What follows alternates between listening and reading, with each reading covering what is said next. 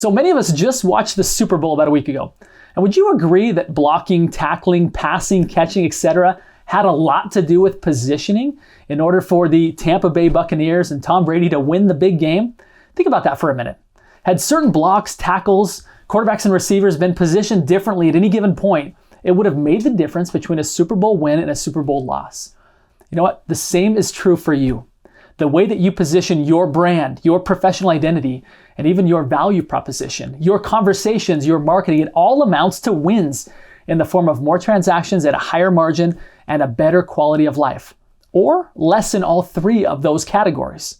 Now, one of the best ways to know how to best position ourselves is to understand the threats to our business and our margins. One of those threats is the continued encroachment of industry disruption. Now, we can learn a lot from other industries.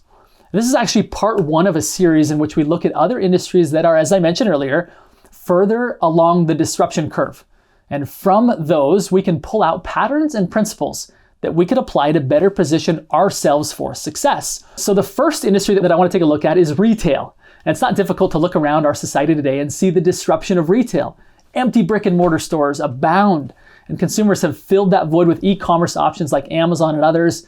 That is the pattern we are seeing throughout our society. Amazon trucks all over our neighborhoods. Now, what's revealing is the principle, which can be discovered with this question.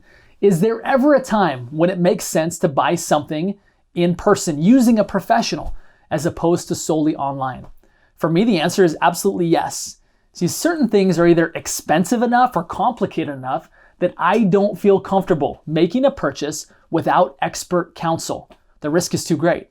I bring this up because embedded in the lessons of disruption within the retail industry is another vital takeaway. See, the risk of buying shoes online, let's say for example, and getting it wrong may cost you several $100s, worst case scenario.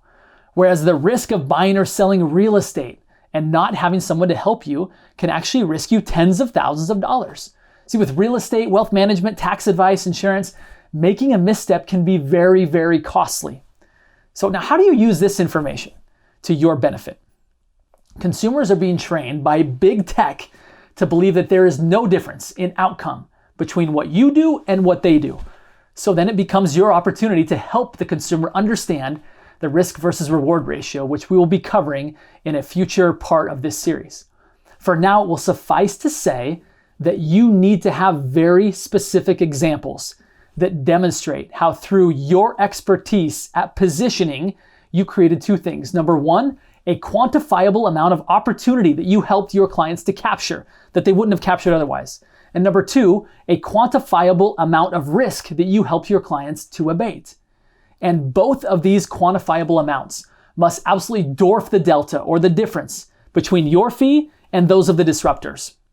Now, when you can demonstrate and share this superior positioning of your clients, you position yourself far above and beyond the value offered by these disruptive competitors.